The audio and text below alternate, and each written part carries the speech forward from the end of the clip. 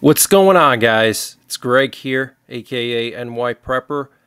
It is Thursday, November 7th, 2024, and I have an emergency update to share with you guys. Right now it is 16:05 Eastern Time here in the United States, and we have some major breaking news coming in from the Middle East, Europe, and here in the United States. So late last night after midnight Eastern Time, we had some very concerning nuclear forces activity here in the United States.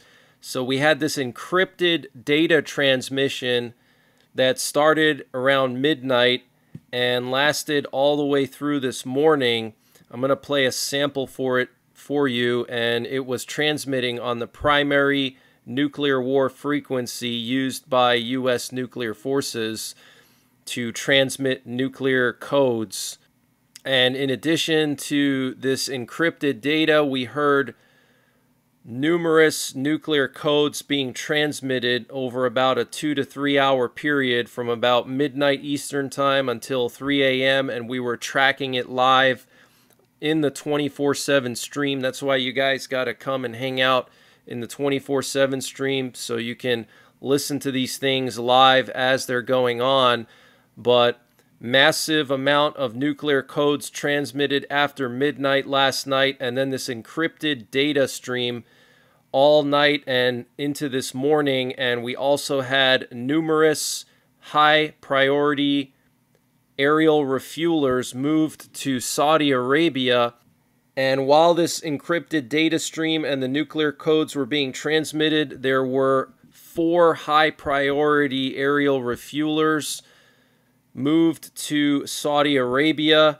These refuelers are associated either with B-52 bombers or fighter jets. So most likely they were escorting either fighter jet squadrons to Saudi Arabia, or they're being moved there in the event of some kind of an escalation with Iran.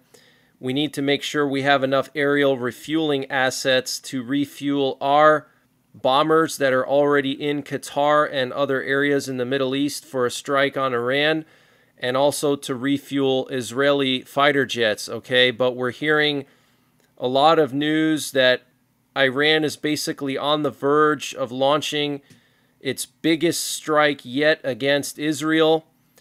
Russia put out a warning to their pilots not to fly into Iran or Israel through the next 10 days. Germany, the same thing. I think Germany through the next 5 days, okay?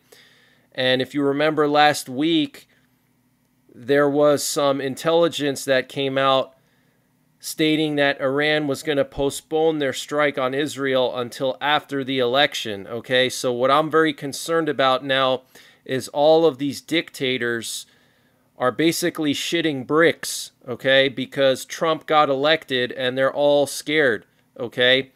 Putin, Xi Jinping, Kim Jong-un, the Ayatollah Khomeini, okay, all those leaders are now shitting bricks because Trump won, and they're scared of him because they know that he's going to be tough. They know he's going to rearm the U.S. nuclear triad and make the U.S. military stronger again.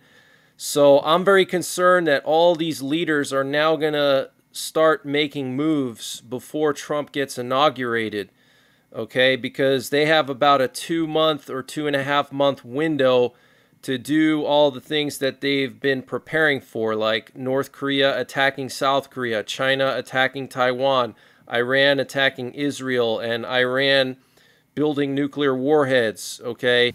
And this update was sponsored by My Patriot Supply. Guys, My Patriot Supply has brought back their discount on their 3-month emergency food supply. And to get the deal, you got to go to preparewithnyprepper.com. The link is in the description below this video. But they have 3 months of freeze-dried food with a 25-year shelf life, packed into rugged, watertight buckets that you can easily store in a small room for just $700 with free shipping included, and they ship very fast. Also, They're including some freebies. They're going to include a survival Bible, a 424-page survival book, an ultimate preparedness checklist, a natural disaster field guide. They also have a disaster replacement warranty, so if your food gets destroyed in a natural disaster, they will replace it for you with no cost. And also they have a 30-day return policy, no questions asked. So check out My Patriot Supply. Use the link preparewithnyprepper.com to get 25% off of their 3-month emergency food supply, free shipping included, and the link is in the description below this video. Russia attacking Lithuania and closing the Suwałki Gap to make a land bridge to Kaliningrad.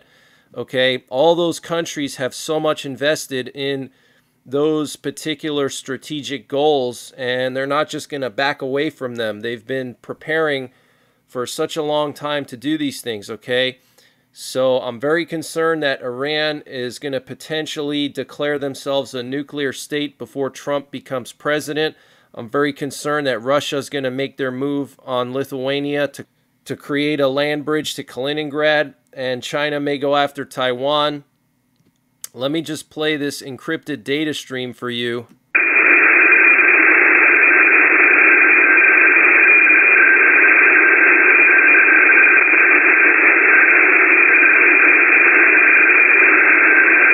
So this was playing all night and all morning. Okay, very unusual. And then here's all those high priority aerial refuelers. You can see some of them left Rota, Spain. Some of them left Mildenhall in the UK, and they went to Riyadh in Saudi Arabia. So they're basically on standby to support American and Israeli strategic assets in the event that they have to annihilate Iran if Iran gets too crazy with this next strike. Now, I reported 2 days ago that the U.S. has moved nuclear-armed B-52s to Qatar, and I still believe that they're nuclear-armed, okay? We had satellite imagery provided by the Federation of American Scientists, okay? And they're famous for their nuclear notebooks. They track all the nuclear forces around the world, and they produce a yearly update on all the nuclear weapons of every nuclear state. And they had a satellite picture showing 6 nuclear-capable B-52s in Qatar. Okay, these are B-52s that are normally part of our nuclear triad, and they're based here in the United States, and they're on standby for a nuclear war with Russia or China or both or whoever. So for us to move 6 of these B-52s that are so critical to our strategic defense in a nuclear war to the Middle East is very serious, okay? They move them there in the event that they have to nuke Iran. I know that that's difficult to think about, but it's true, okay? So get prepared, guys. This is very serious. We could still see some kind of massive war before inauguration, which could even delay inauguration. We had a massive amount of reconnaissance over Eastern Europe last night, but what was most concerning was this U.S. reconnaissance plane that was doing multiple loops here near Murmansk, which is the home of Russia's Northern Fleet. That's where Russia has 2/3 of their nuclear-armed subs, and this RC-135 was doing multiple passes here near Murmansk. Okay, so why was it doing that? To see what Russia's nuclear posture is right now, to see if Russia didn't disperse their nuclear-armed subs, because typically the way it works is nuclear-armed countries that have nuclear-armed subs keep about half of those nuclear-armed subs in port and half of them at sea, okay? So you can tell a lot by just seeing how many of those subs are in port and how many are in the ocean, all right? And so what I'm guessing is that Iran notified Russia that they're going to strike soon, possibly today, tomorrow, this weekend, next couple days. And that's why Russia put out that NOTAM for the next 10 days, warning its pilots to avoid Israel and Iran. And I think it also is the reason why we see this activity here near Russia's Northern Fleet because I think Russia dispersed some of their nuclear-armed subs to prepare for a possible escalation. Now, in addition to this, we also had reconnaissance activity along the Finnish-Russian border, and we also had reconnaissance activity in Estonia, and we also had a Swedish reconnaissance plane transferred to southeastern Poland, which is very unusual. And here's a closer look at the reconnaissance in Estonia, right near the Russian border. And then we have another Russian military cargo plane leaving Kaliningrad. And we also had this sub-hunter in the Bahamas last night. Yesterday we had a sub-hunter go down there, and then last night overnight we had another sub-hunter go down to the Bahamas. So something is over here, okay? For them to send sub-hunters back-to-back to the Bahamas is pretty unusual. And here we have a NATO AWACS plane that was looping in northern Poland and in Slovakia. Very unusual also. And this afternoon, we have 2 nuclear war command and control planes in the air. We have a nuke sniffer, and we have B-52s airborne over Louisiana. So our nuclear forces are on high alert this afternoon. We also have some interesting activity in Britain. Here we have an aerial refueler over the North Sea, and then at the same time, the U.S. moved another reconnaissance plane to Europe last night, another RC-135, but what's interesting about this one is it flew directly from Stratcom headquarters in Offutt Air Base in Omaha, Nebraska. So this is a high priority reconnaissance plane that the U.S. moved to the UK last night. And we had some interesting activity at the Polish-Russian border. While all of this was going on, we were watching live the camera at the Polish-Russian border, and there appears to have been Polish troops that may have been stuck by accident on the Russian side of the border. So if you look at this video on the left side, you'll see 2 Polish soldiers trying to get into the Polish side of the border. And there's a gate here, and then there's a Polish soldier on the other side of the gate trying to open the gate. Looks like she didn't have keys to the lock, so she had to go back, get the keys, and finally let them in. But this was all going on during all this stuff with the data stream and the EAMs and all the reconnaissance planes in the air, the refuelers. Let me play this for you. I've never seen this before.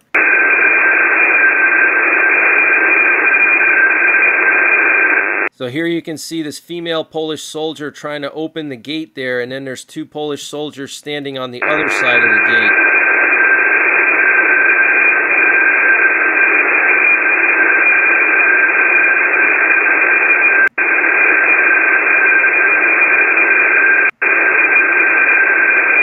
Looks like she can't get it open there.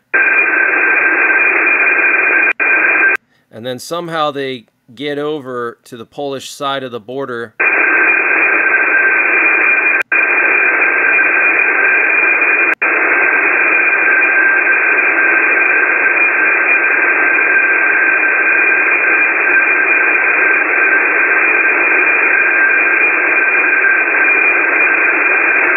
Now you can see the 2 Polish soldiers that were stuck on the other side of the fence and the female Polish soldier walking them.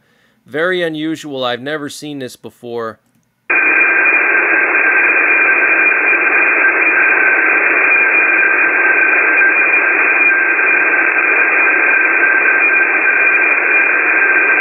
So there they are walking back, and what's interesting is a bunch of Polish soldiers come out to greet them when they show up, which is pretty strange. It's almost like they might have gotten lost or something.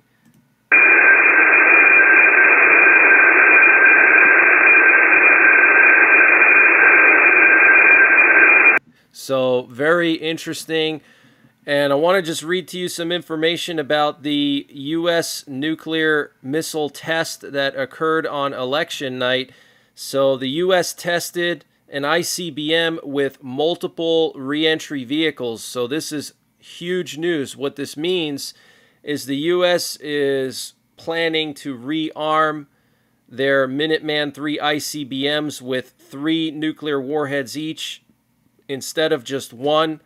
And so if you're not aware of why that is, in 2012, Putin and Obama signed the START treaty, and under the START treaty, it forced the U.S. to remove 2/3 of the warheads from our Minuteman ICBMs. Those are the ICBMs in the silos in the ground in North Dakota, Montana, Wyoming.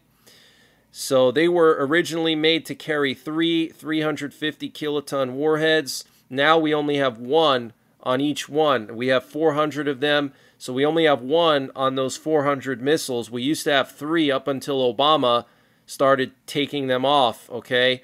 So we're in the process now of rearming them, and that's all because Putin pulled out of the START treaty. He said that he's not going to renew the START treaty, so we're going to rearm our Minutemans, and most likely we're going to probably rearm our Ohio-class subs. The Ohio-class subs can each carry 24 Trident missiles, and under Obama, the START treaty, we removed 4 missiles from each of the 14 Ohio-class subs.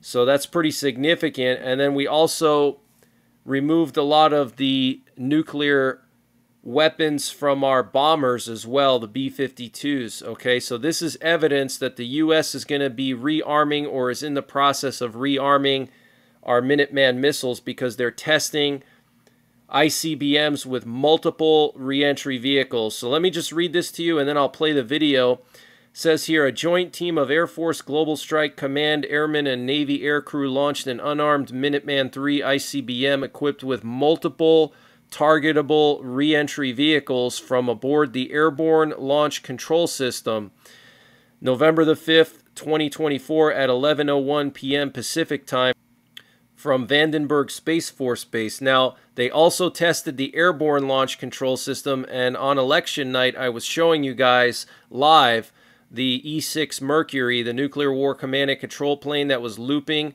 off the coast of Vandenberg. And so the Airborne Launch Control System is critical. What it allows us to do is remotely launch the Minuteman missiles from the air.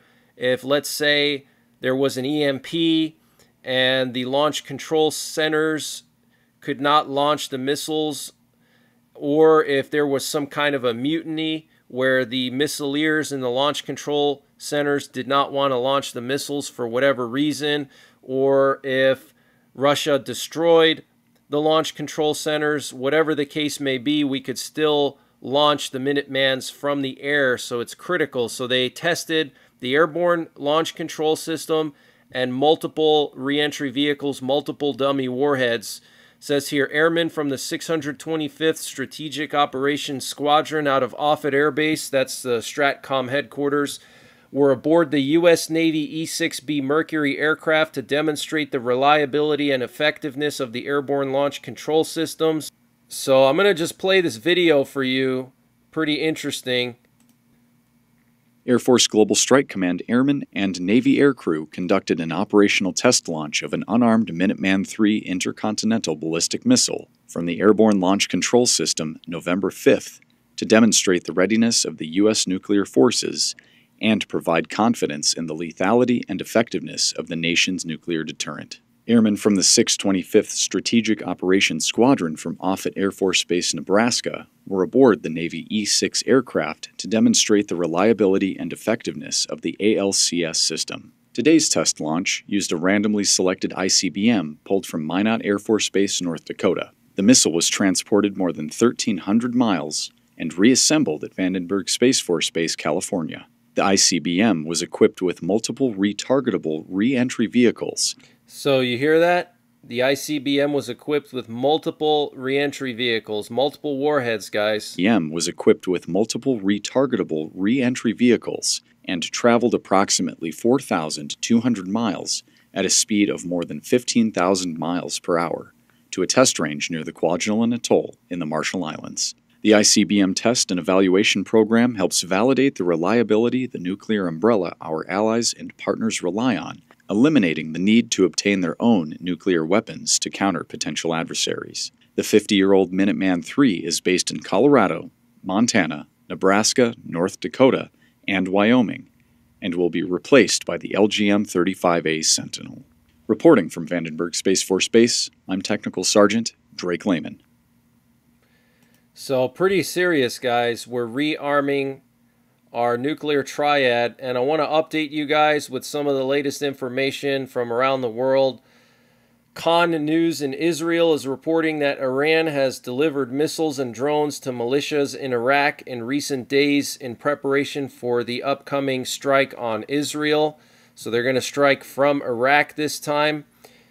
And Putin congratulated Trump on his election victory, which is pretty interesting. He said that he is ready to have discussions with Trump. He said what Trump said in terms of seeking to restore relations with Russia to help bring the Ukrainian crisis to an end, I think is noteworthy at least. He also said that Trump was bullied during his first term and that his behavior during the assassination attempt shows that he is brave. So remember, guys, Putin went to the best spy school in the Soviet Union. Okay, he was trained in all kinds of things, okay, including psychological warfare and being able to mess with people's minds, okay? He went to the best Soviet spy school, okay? So Putin is basically like a super spy, and he knows how to basically kiss Trump's butt and butter him up, essentially, to get what he wants. So I don't trust Putin at all.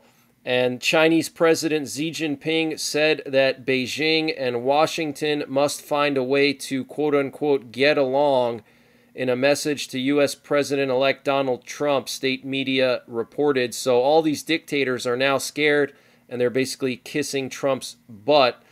Netanyahu held a phone call with Trump already, and Israeli Channel 12 is reporting that Netanyahu's call with Trump discussed removing the Iranian nuclear threat from the Middle East. Wow. And the Israeli Prime Minister's office said that Netanyahu will announce in the next 24 hours the appointment of a new ambassador to the U.S. who will work with the new Trump administration. And Iran's president said Trump's win makes no difference. Argentina's president is going to be meeting with Trump next week. And Governor Gavin Newsom of California has called a special legislative session to protect California's liberal policies ahead of another Trump presidency. What a rat. And Israeli airstrikes last night targeted the Beirut International Airport. And apparently some of the bombs or missiles landed just a few feet from the runway. And there was some shrapnel damage at some of the departure halls at the airport. The Polish army is going to start training Polish city and local police and fire departments on what to do in the event of crisis situations. So they're preparing the Polish local police and fire for a war possibly with Russia and what to do. And Zelensky commented on the situation with North Korean troops in Ukraine. He said that there are losses among the North Korean military. He said that's a fact. Some of them have already participated in military operations against the armed forces of Ukraine. 11,000 North Korean military personnel are present in the Kursk region in Russia. And NATO Secretary General Mark Rutte wants to discuss Russia and North Korea with Trump. He said Russia is delivering the latest technology into North Korea in return for North Korean help with the war against Ukraine. And the South Korean president said that he is not ruling out direct weapons aid to Ukraine. And 43 monkeys escaped a research facility in South Carolina, in Yemassee, South Carolina. Now, the local police department there is claiming that none of these monkeys were ever used for testing. But why would they have monkeys at a research facility if they're not going to be testing them? So, absolutely insane. And it's really sick that in 2024 we're still using animals to test all kinds of stuff. It's just really disturbing.